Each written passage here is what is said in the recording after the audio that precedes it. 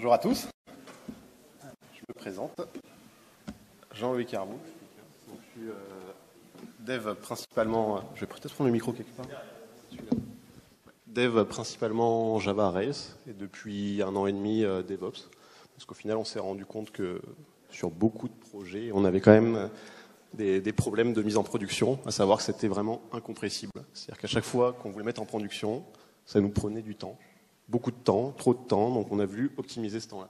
Donc chez Innovantic, qui est une petite entreprise de développement logiciel, qui est à Mérignac.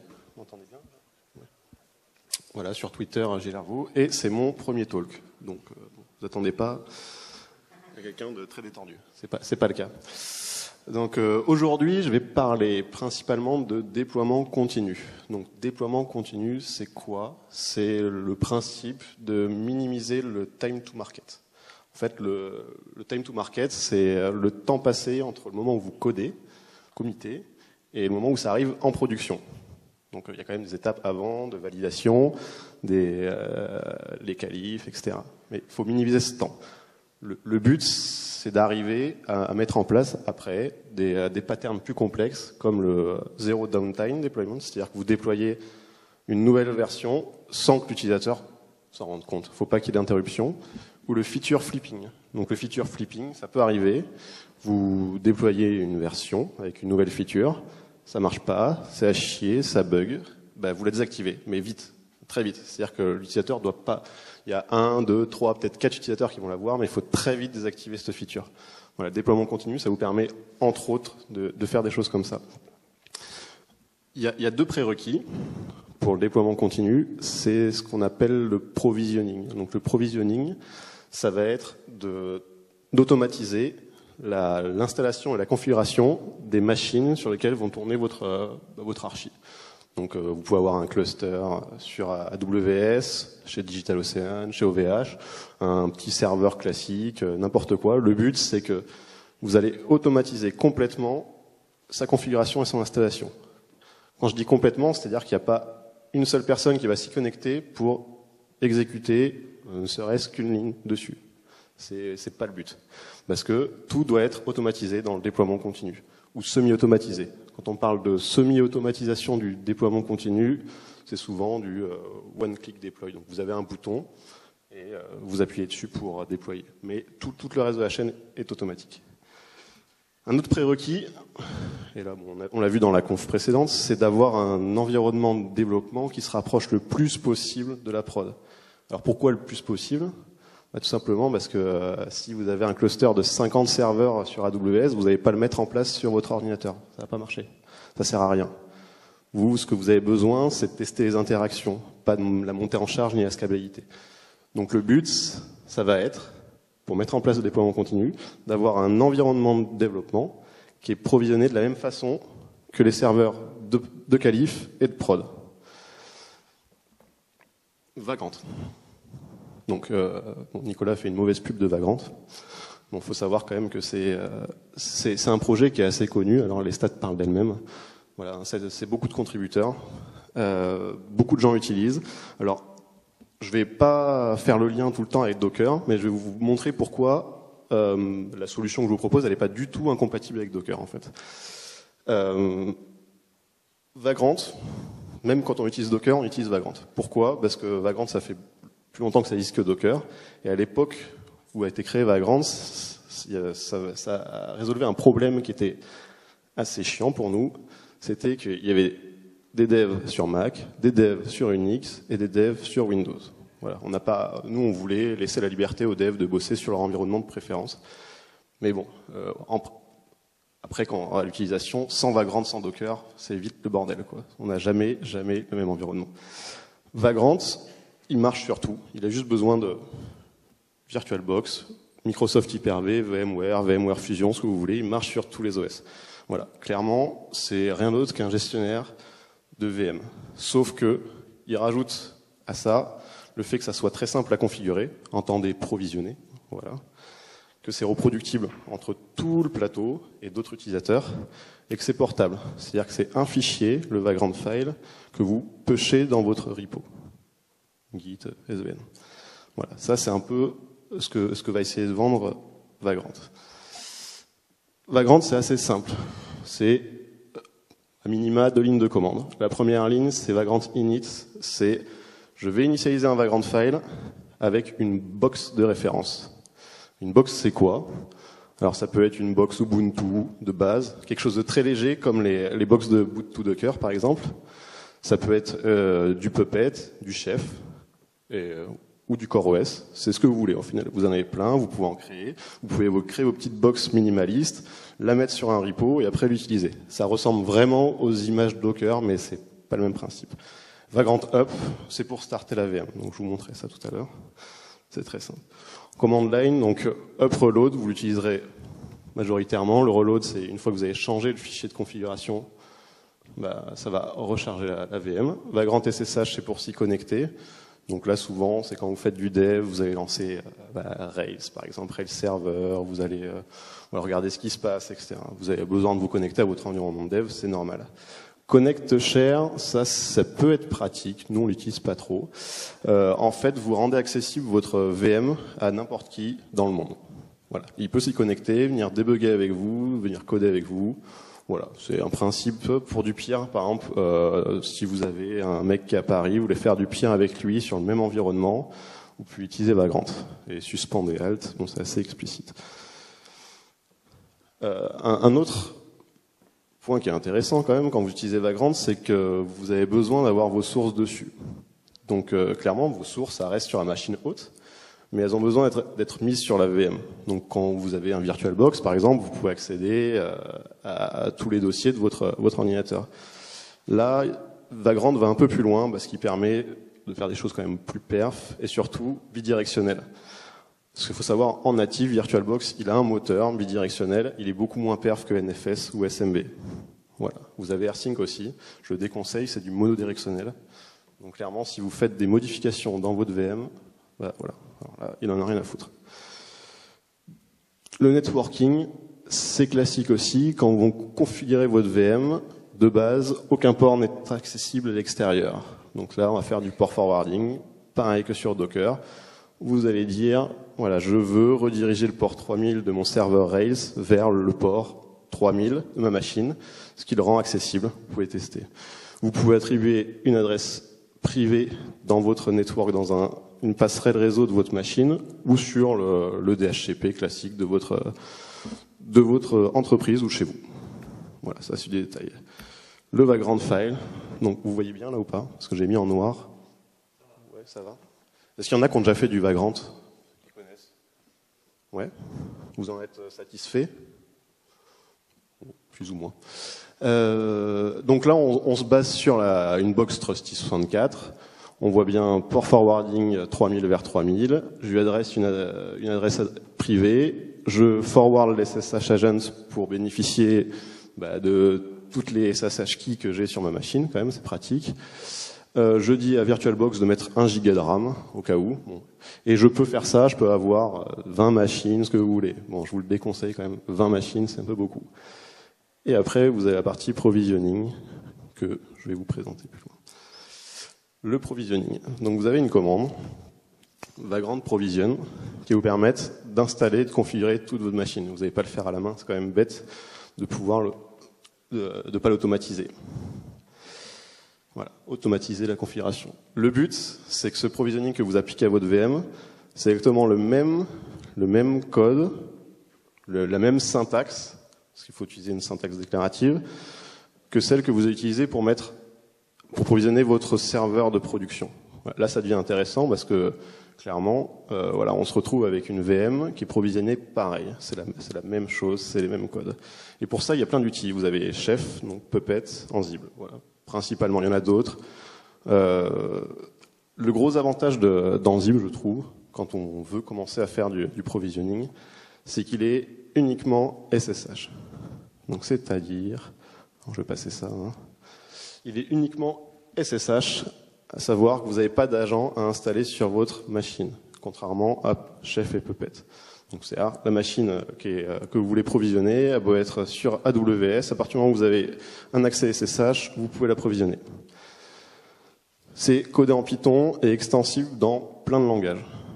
Voilà, vous pouvez faire des modules en Python, vous pouvez faire ce que vous voulez. La syntaxe, c'est pas une DSL, c'est du YAML. Je sais pas si vous connaissez YAML. Il y en a qui connaissent pas YAML? La syntaxe YAML? Ok, donc vous verrez après. Et le gros avantage d'Ansible, c'est qu'il est idempotent. Donc le principe, c'est que la même tâche, si vous l'appliquez 2 fois, ça donnera 2 fois, enfin ça sera le même résultat. En fait, elle va pas être exécutée la 2e fois parce qu'elle aura vu que rien n'a changé. Je vais vous montrer des exemples, c'est peut-être pas très clair. Je reviens sur GitHub. Donc là, ce qui est intéressant dans Ansible, en fait, c'est le nombre de pull requests qui sont mergés. Donc il y en a 5200, c'est énorme. C'est-à-dire clairement, ils sont à l'écoute des contributions et de toute la communauté Ansible. Vraiment à l'écoute. Donc vous pouvez voir, c'est très simple, le code source est simple, vous pouvez créer des modules simplement, il y en a des centaines, et je vais vous en présenter quelques-uns. Voilà, donc là, c'est le playbook, le point d'entrée Ansible, pour la faille de Shellshock 2014. Voilà. Donc clairement, sur tous mes hosts, on verra après ce que c'est, voilà, c'est du YAML, et en 3 tâches, ça marche sur Red Hat et sur Debian Base, on peut aller un peu plus loin, j'ai patché la vulnérabilité du bash. Donc c'est assez pratique. Si vous avez 60 serveurs, vous pouvez le paralléliser et ça va corriger la faille sur 60 serveurs. Voilà. Donc ça, c'est une des possibilités offertes par Ansible. C'est du provisioning ou du patching. Voilà. Ansible, il se base sur un système de modules. Donc ici, si on regarde bien, hop, le module, en haut, il y a apt, yum, commande. Ça, c'est des modules. Ok? Des modules comme ça, il en a à l'appel. Donc apt, shell, git, docker, c'est infini. Vous pouvez encoder, je vais vous en montrer quelques-uns après. C'est vraiment incroyable ce qu'on peut faire. Il se base aussi sur des handlers. Les handlers, c'est je balance un event dans ma task, genre Nginx, restart-toi. Le handler, il va récupérer l'event, il va restarter Nginx. On peut aller loin. Il y a du templating. Donc clairement, j'ai un fichier avec des variables dedans, comme de l'ERB ou n'importe quel langage de templating, ça va être rempli par les variables. Les variables, on y vient. Alors il y a 4 types de variables, 3 que vous pouvez configurer. Les variables dans un fichier, dans un vault. Dans un vault, c'est un fichier sécurisé. Donc parce que des fois, le mot de passe de votre base de données, vous n'avez pas forcément envie qu'il soit accessible à tout le monde. Donc vous pouvez le mettre là-dedans. Vous pouvez le lire depuis NFS, ces variables, etc. Et vous avez un autre type de variables, c'est les facts. C'est les variables qui sont découvertes sur la machine. Donc quel est l'OS, quelle est la version de bash, etc. Tout ce qui est découvert, elles sont accessibles en variables. En grammaire. Donc vous avez vu le playbook, c'est le point d'entrée. Le playbook peut inclure d'autres playbooks, enfin c'est infini. Après vous pouvez l'organiser comme vous voulez. Je vais vous dicter les bonnes pratiques, mais clairement, voilà, le point d'entrée d'Ansible, c'est un playbook, et avec ça, vous faites ce que vous voulez sur les machines que vous voulez. L'inventory, c'est la liste de vos serveurs. Donc vous pouvez avoir un inventory global de tous vos serveurs si vous voulez faire des mises à jour de failles, par exemple. Et après, par projet, un inventory avec mes serveurs de pré-prod, mes serveurs de prod, etc. Les variables, vous l'avez bien compris. Et l'approche par rôle. Ça, c'est vraiment fondamental quand on bosse sur Ansible, c'est qu'ils ont pour organiser, en fait, parce que vous allez retrouver avec des grosses archis derrière, si vous avez un cluster de Redis avec des bases de données, plus du race, plus du cache, etc., vous vous retrouvez quand même avec un playbook qui est assez costaud. L'approche par roles, c'est de dire que je découpe chaque domaine de responsabilité, donc le cache, etc., dans un playbook, un ensemble de fichiers. Donc vous allez voir ce que ça donne. Donc là, j'ai mon inventory, par exemple, avec mes 3 serveurs de base de données. J'ai 33 serveurs web, ça fait beaucoup. Et en haut, j'ai une connexion de dev classique, par exemple.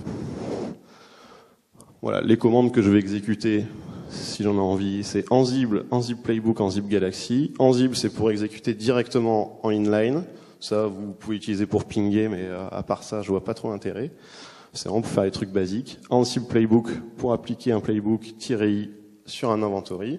Et Ansible Galaxy, c'est pour télécharger des rôles, parce que vous n'avez pas forcément besoin de configurer le playbook de Postgre, il existe déjà. Donc voilà, il y a beaucoup de rôles qui sont déjà configurés. Donc je vais vous montrer des samples. Voilà. Donc par exemple Docker. Donc là c'est le module Docker qui se base sur l'image BDXIO website. Il a les links vers d'autres Docker et il fait le port forwarding. Un exemple parmi tant d'autres. La création d'un droplet DigitalOcean. Est-ce que tout le monde connaît DigitalOcean? C'est une offre cloud d'hébergement à la AWS. C'est assez sympa si vous connaissez pas. C'est simpliste mais performant. Et eux, ils sont très orientés open source. Résultat, ils ont fait ce plugin, ils en font pour plein de choses, etc. Donc là, par exemple, je vais créer un droplet. Ça veut dire c'est comme créer un serveur sur AWS, quoi. Je vais créer un droplet avec mon ID. Là, la syntaxe qui est utilisée ici, c'est les variables. Et roule. C'est parti, quoi. Lancement d'une instance EC2 avec un volume attaché. Donc là, on va un peu plus loin. Donc là, ce sont des local actions.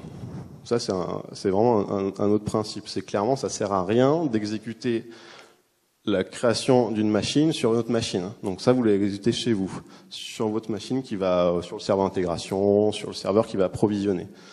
Donc là, il va appeler le module EC2, il va créer l'instance. Et après, une fois que c'est fini, il va attacher un volume et le créer. L'approche par rôle. Donc voilà, là on a... alors vous inquiétez pas, vous aurez du code après. Je vais vous montrer, j'ai un repo Git où il y aura tout qui est expliqué. C'est un peu brut de décoffrage, mais voilà, j'ai pas pu faire autrement. L'approche par rôle,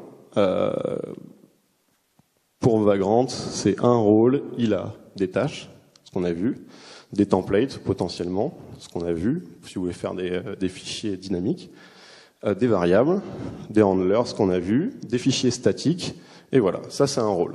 Donc là, vous pouvez très bien imaginer un rôle database qui encapsule dedans toute la configuration de A à Z et l'installation de Postgre. Ok. Dans les rôles, il y a un dossier méta. En fait, celui-là, il est intéressant, vous allez l'utiliser souvent, parce que c'est là que vous allez définir les dépendances vers les rôles de la communauté. Donc autant vous dire tout de suite que c'est vraiment difficile de ne pas trouver un rôle qui matche avec ce dont vous avez besoin. Il y a beaucoup de rôles officiels, tout est open source, donc souvent on trouve ce qu'on a. Après, sur des besoins très très précis, c'est pas toujours le cas. Voilà, donc là, c'est le playbook initial, celui que je vais appeler avec Ansible Playbook pour mon projet. Donc je dis, tous mes hosts qui sont dans le groupe web server, je leur applique le rôle common et web. Hop, voilà, je lance cette commande et c'est parti. Donc je vais vous montrer peut-être tout de suite, ça serait intéressant. Ouais, allez. Alors, je sais pas si ça va donner. Vous voyez bien là? Non, c'est pas top. Ok. Bon. Alors, vous allez voir, j'ai une petite VM. Alors, je suis en camel case, c'est pas très pratique. Je vais poser ça. Donc là, je vais... Vous m'entendez toujours? C'est bon? Ouais.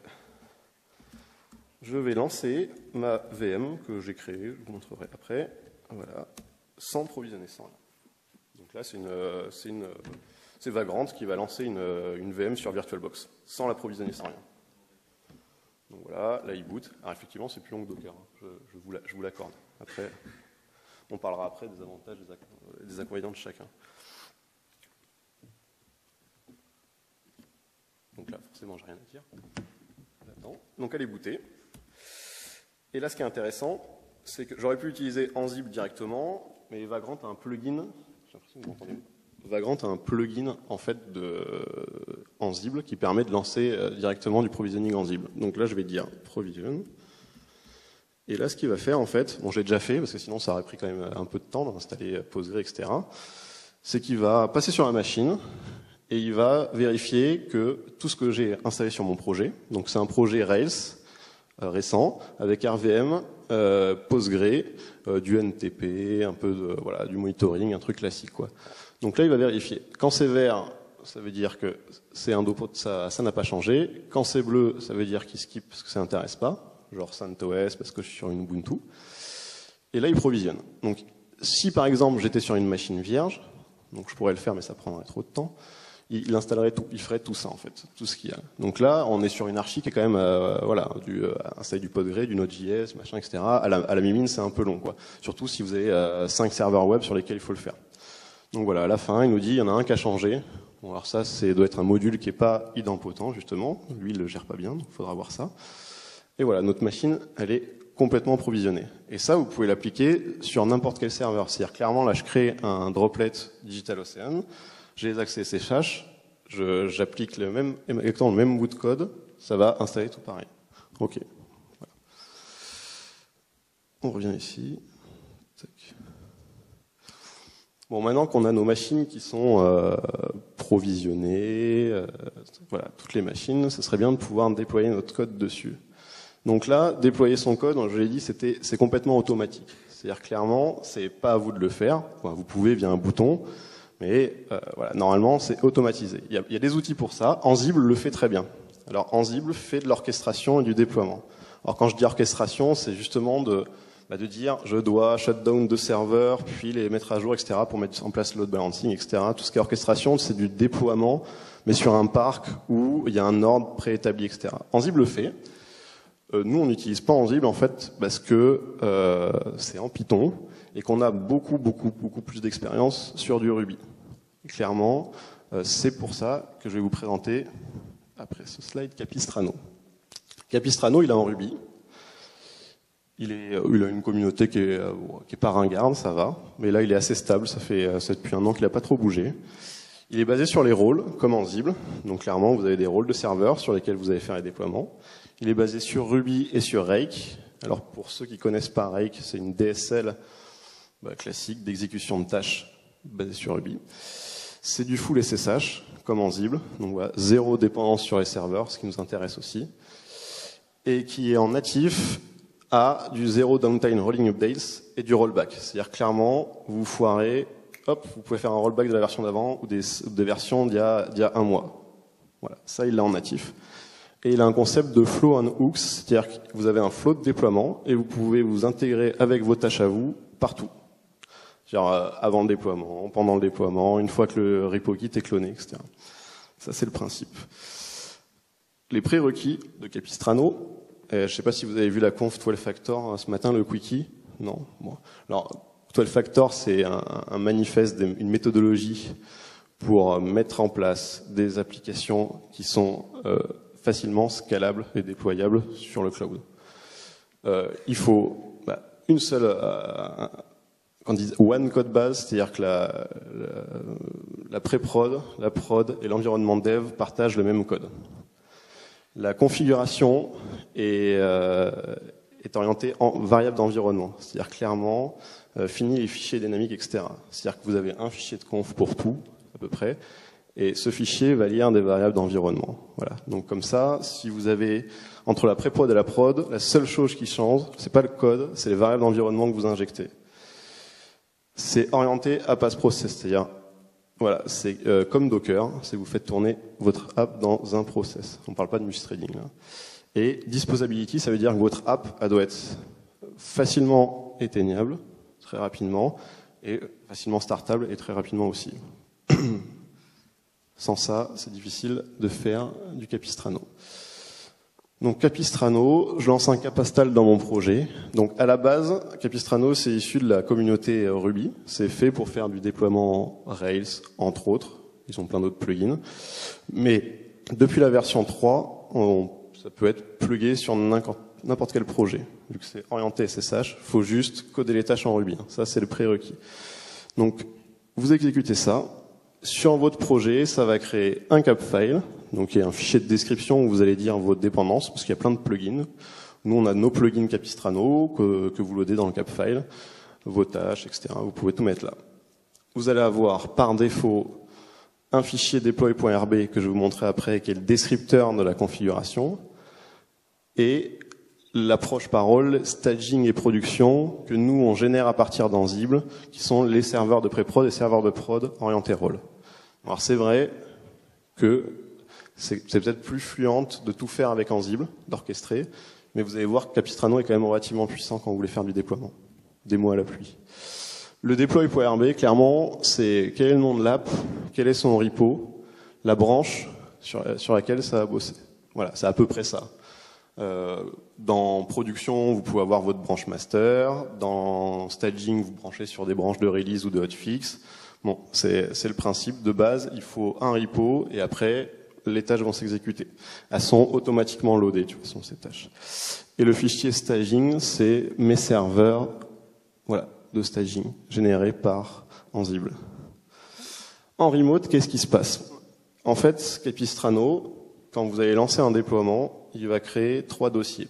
Le dossier Chern, qui va être partagé entre toutes les releases que vous avez balancées, parce qu'il supporte le rollback. Ça veut dire clairement que si la version current, le dossier current où il y a tout votre code, vous n'êtes pas content, vous pouvez revenir à une version précédente qui est dans le dossier release. Voilà, c'est assez simple. Dans Chern, vous pouvez mettre ce que vous voulez, hein, du log, PID, par défaut il met ça. Vous pouvez aller loin des backups. Voilà, ça va être gardé pendant toute la durée de vie de votre projet sur ce serveur. Et vous pouvez le backuper. Donc des samples. Voilà, ça c'est du Rake avec SSHKit. Donc c'est-à-dire qu'il a rajouté des mots-clés. Donc vous avez par exemple une tâche, uptime, qui sur tous les serveurs app en parallèle va demander le uptime.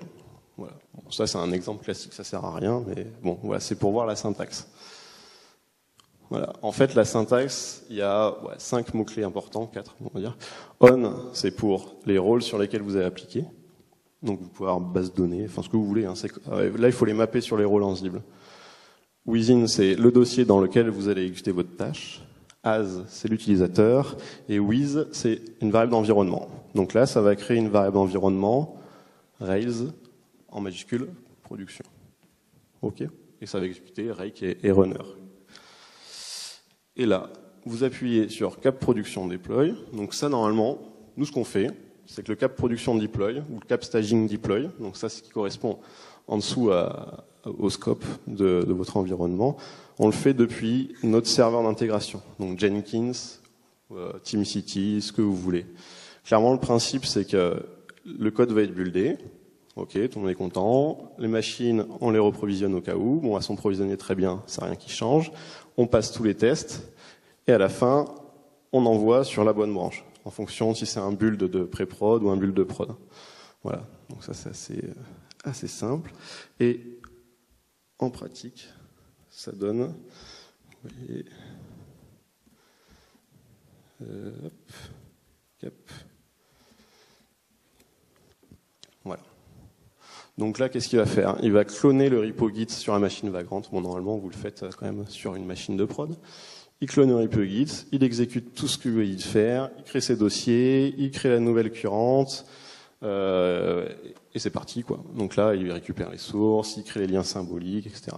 Ce qui est intéressant, en fait, c'est que vous pouvez rajouter ce que vous voulez. Vous voulez mettre en place du backup à chaque mise en prod, vous pouvez. Nous, on va loin, on l'a plugué avec du Spring Boot, on l'a plugué avec du Play 2. Je ne sais pas s'il y en a qui utilisent Play 2 ici, ça pourrait intéresser. Voilà, donc clairement, on va réaliser bientôt en open source ce stack-là, où en fait, vous pouvez déployer plein de types de projets, c'est des tasks custom. Donc ça marche, on utilise Monit derrière. Est-ce qu'il y en a qui connaissent Monit ou pas? Non, pas du tout. Bon, Monit, si vous êtes sur le net, c'est assez connu, c'est pareil, c'est open source, ça permet de monitorer vos serveurs, d'envoyer des mails, etc. Donc c'est assez bien. Et tout peut être pilotable par Capistrano. On va un peu plus loin en fait, parce que là vous vous dites, bon ok, Capistrano, il va s'occuper de starter le serveur. Ok, très bien. Et ça c'est spécifique à chaque machine. Moi ce que je conseille, nous ce qu'on a mis en place sur la majorité des projets, alors je parle pas de projets de War, etc., comme parlait Nicolas. Nous, on considère que comme notre serveur peut tourner sur un process, on peut aussi l'exporter dans initd par exemple, ou dans Upstart, etc. Donc c'est quand même assez pratique. Clairement, si la machine a reboot, ça restart. C'est quand même bien. Pour ça, on utilise Foreman. Alors, Capistrano s'entend très bien avec Foreman parce que les deux sont en Ruby. Foreman, le principe, c'est du pure 12 factor. J'ai un fichier de description de quels sont les process qui vont être lancés sur la machine. Et j'ai un fichier d'environnement. Et ces fichiers d'environnement, toutes les variables d'environnement qui sont dedans, vont être injectés dans le process. C'est purement 12 factor. Donc en fait, nous, Capistrano, il nous permet c'est juste la mécanique qui est intéressante. Après, vous êtes illimité sur ce que vous voulez utiliser. Si vous avez quelque chose de préférence des outils de préférence pour starter, pour lancer du Tomcat, ajouter, etc., là, c'est à vous de voir, quoi. Et vous pouvez très bien utiliser Ansible pour le faire. Il est fait pour ça aussi. C'est juste que nous, on a plus d'affinité avec Ruby. On avait déjà des tâches Rake, pardon. Et on trouve ça beaucoup plus fluent. Après, là, c'est vraiment une question de goût. C'est pour ça que je présente les trois. Alors, le code que je viens vous montrer, il est disponible si vous voulez vous amuser. Merde. Bon, il est disponible sur ce slide. Voilà. Donc vous pouvez noter, aller check-outer, et vous allez pouvoir lancer votre Vagrant, up. Alors il n'y a pas de doc parce qu'en fait je l'ai fait assez rapidement, j'étais un peu à la bourre sur la presse. Donc je l'ai fait, bon maintenant ça vous permet de voir l'approche par rôle avec les dépendances sur Ansible Galaxy, la config de Capistrano, une configuration Vagrant, il y a un peu tout. Avec ça vous pouvez vous en sortir pour faire des trucs plus sympas, commencer à essayer de lancer une petite machine sur DigitalOcean, d'installer Postgre sur une, puis d'installer un serveur sur une autre machine, essayer de voir comment ça marche. Ce qu'il ne faut pas oublier, c'est que vous vous connecterez jamais à la machine provisionnée pour exécuter quelque chose dessus. Sinon Ansible peut pas le détecter, ça en fait, clairement. Lui, il peut détecter que cette tâche et tout ce qui a été exécuté a conservé le même état. Par contre, si vous rajoutez des trucs, il sera pas au courant. Il n'a pas un snapshot complet de la machine. On ne peut pas savoir. Voilà. Vis-à-vis de Docker, en fait, je voulais revenir dessus parce que on utilise Docker aussi en interne. C'est génial, on s'amuse bien. Alors, on a eu des problématiques à partir du moment où on commençait à avoir plusieurs serveurs qui communiquent avec des conteneurs entre eux. Donc, c'est pour ça que c'est en incubation chez nous. Ansible, Vagrant et Capistrano, je dis pas, Ansible est loin d'être incompatible avec Docker. Si vous tapez Ansible Docker sur Internet, vous allez être étonné du nombre de retours que vous aurez. Pourquoi ? Parce que clairement, Docker, parce que je sais que ça intéresse les gens, il faut bien qu'il y ait Docker installé déjà. Donc Ansible va vous permettre d'installer Docker. Ensuite, Docker, quand vous le mettez à jour, il faut le mettre à jour sur toutes les machines qui ont des conteneurs Docker. Ça, vous n'allez pas le faire à la main. Donc pour moi, c'est quand même utile. Il y a la version 1.3 qui est sortie. Je veux balancer tous mes serveurs sur 1.3. C'est soit à la mimine, soit avec un outil de provisioning. Avec ça, je vous l'ai montré tout à l'heure, c'est 3 lignes dans un fichier YAML et vous avez mis à jour Docker. Ça, c'est un plus. Il y a le module Docker qui vous permet de builder vos images. Et surtout, il vous limite pas uniquement à Docker. C'est-à-dire, clairement, vous pouvez avoir un bout d'archi en microservice avec Docker et dire ouais, mais là sur certains points je maîtrise pas assez, j'ai envie d'avoir un serveur classique, legacy, etc. Vous pouvez, quoi. Ansible, lui, il s'en fout. Lui, il va faire le taf. C'est pour ça que c'est vraiment pas incompatible. Et je vous conseille vraiment de pencher un œil à Ansible si vous avez des problématiques de mise en production, de provisioning. Vous allez voir, c'est intéressant.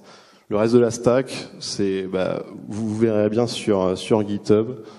Voilà, vous essayez, vous voyez si ça vous plaît. Nous, on va balancer bientôt sur le repo GitHub d'Innovantic des tâches Capistrano, des modules Ansible, sûrement. Voilà. Et après, si vous êtes intéressé, vous pouvez toujours nous poser des questions. Moi, j'ai un mail, j'ai un Twitter, je l'ai laissé dans le slide, @jlherveau. N'hésitez pas, quoi. En fait, je pense que je suis pas assez compétent pour faire un super show où je vous montre tous les avantages, etc. d'Ansible. Parce que je suis pas un spécialiste d'Ansible. 2, parce que Capistrano, c'est vraiment une histoire de goût. Si vous savez pas faire du Ruby, faites pas de Capistrano.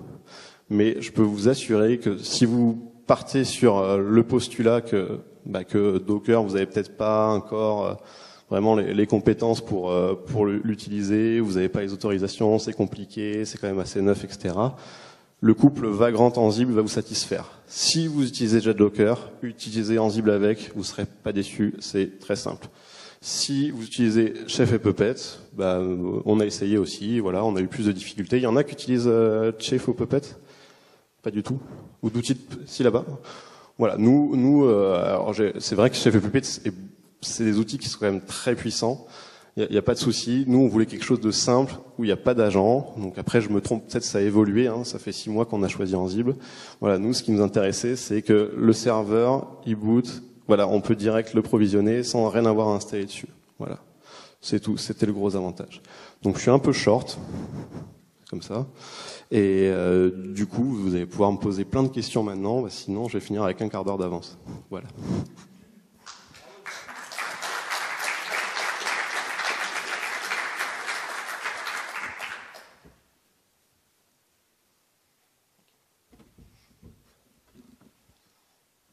N'hésitez pas, hein, sur Ansible. Je n'ai peut-être pas été très clair, je suis désolé, oui. Un tout petit retour d'expérience, en fait, pour tempérer ce que tu disais. Nous, on fait Java Scala et on utilise Capistrano. Et on en est vraiment fan.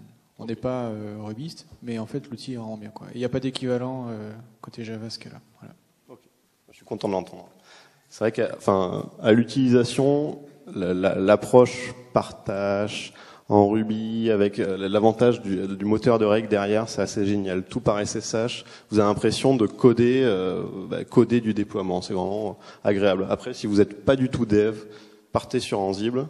Voilà, vous pourrez faire la même chose, mais c'est pas la même approche. Vu que vous avez testé les trois, du coup, pourquoi finir sur Ansible entre Chef, Puppet, Ansible? Alors en fait, j'ai testé Chef, Puppet et Ansible il y a 1 an. Je pense un peu plus d'1 an, je crois que c'était en mai même l'année dernière.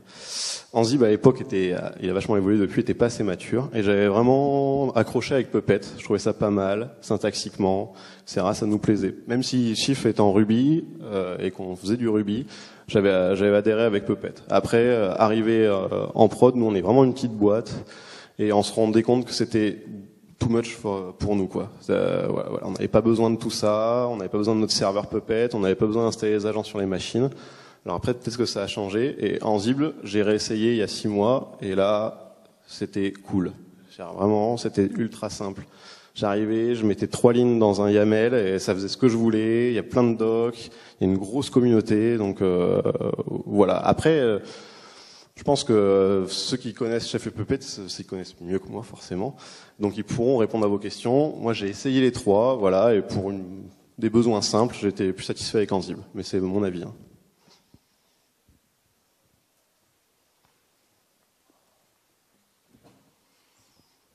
Hein. J'ai 2 questions. Ouais. D'abord, est-ce que tu as un petit peu investigué au niveau du bootstrapping des serveurs directement, donc pas le provisioning, mais le démarrage avec des outils comme Terraform par exemple? Non, pas du tout. Le démarrage, on le fait aussi avec Ansible en fait. C'est-à-dire que, comme je l'ai montré avec DigitalOcean ou avec Amazon, on bootstrap, on lance nos machines directement avec Ansible et après on les provisionne. Voilà, donc il y a les local actions, c'est hop, je crée une instance EC2 et après la suite des tâches, c'est je la provisionne.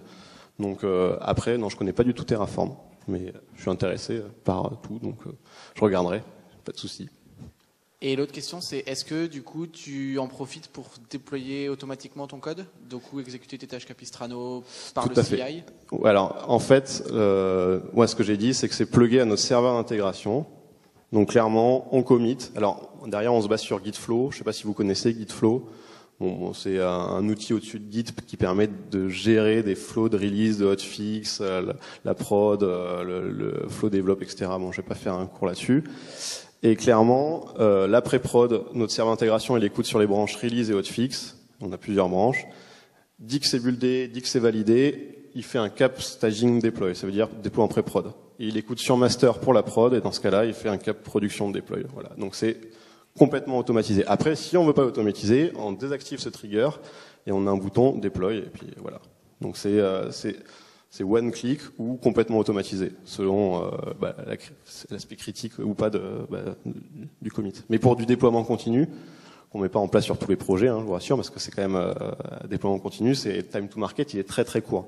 C'est-à-dire clairement, c'est même pas forcément la durée d'un sprint, quoi.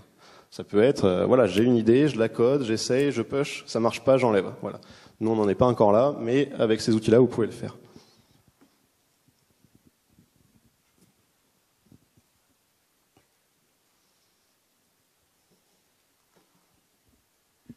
C'est bon ?